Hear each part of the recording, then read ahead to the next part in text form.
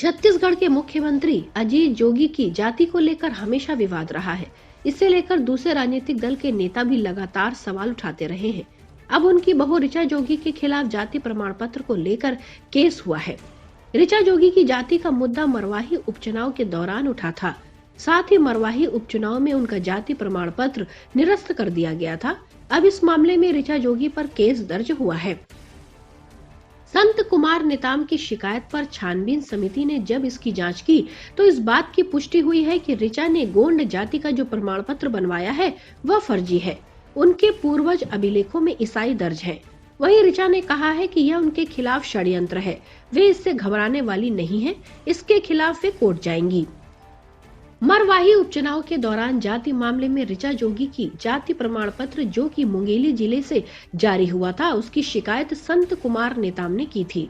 इस मामले में जांच के बाद सिटी कोतवाली मुंगेली ने एफआईआर दर्ज कर लिया है। अब फर्जी जाति प्रमाण पत्र में जिम्मेदार नौकरशाह पर भी कार्रवाई हो सकती है। आरोप है कि ऋचा जोगी ने खुद को गोंड जाति का बताते हुए जाति प्रमाण पत्र बनवाया था, जो कि गलत था।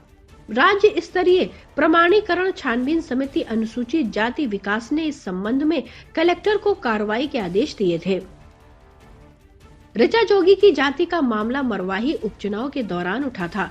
अमित जोगी का जाति प्रमाण पत्र भूपेश बघेल सरकार ने निरस्त कर दिया था। उसी वक्त यह मामला सामने आया कि ऋचा जोगी के पास गोंड जाति का प्रमाण पत्र है, उसे भी निरस्त कर दिया गया। ऋचा जोगी को मुंगेली से 17 जुलाई 2020 को जाति प्रमाण पत्र जारी हुआ था, जिसे 16 अक्टूबर 2020 को निरस्त कर दिया गया था। वहीं मामला दर्ज होने के बाद ऋचा जोगी ने कहा है कि जोगेरिया के लक्षण एक बार फिर दिखने लगे हैं। चुनावी समर आते ही कभी भारतीय जनता पार्टी तो कभी कांग्रेस के नेताओं को जोगेरिया हो जाता है। डॉक्टर साहब को भी जोगेरिया हुआ था, नतीजा आज घर बैठे हैं। उन्होंने कहा कि जोगी जन अधिकार पदयात्रा के शुरू होने के ठीक पहले उनके खिलाफ एफआईआर ये प्रमाणित करता है कि मुख्यमंत्री फिर एक बार जोगेरिया से ग्रसित हो गए हैं।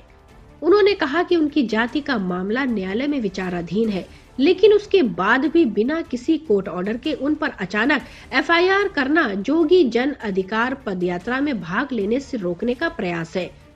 वह इसकी अकलतरा विधानसभा के पर्यवेक्षक है। उन्होंने कहा कि पदयात्रा की जोर शोर से हो रही तैयारी और मिल रहे जन समर्थन से घबराकर उनके खिलाफ एफआईआर कराया गया है। यह कार्रवाई ऐसे समय हुई है जब छत्तीसगढ़ में भानु प्रतापपुर उपचुनाव में जोगी कांग्रेस की तरफ से सावित्री मंडावी को समर्थन देने की बात कही गई है। इसके बाद जोगी परिवार की बहू पर एफआईआर दर्ज की गई। इतना ही नहीं, जोगी कांग्रेस के कांग्रेस पार्टी में विलय होने के भी कयास लगने शुरू हो गए थे। Bureau report, public news.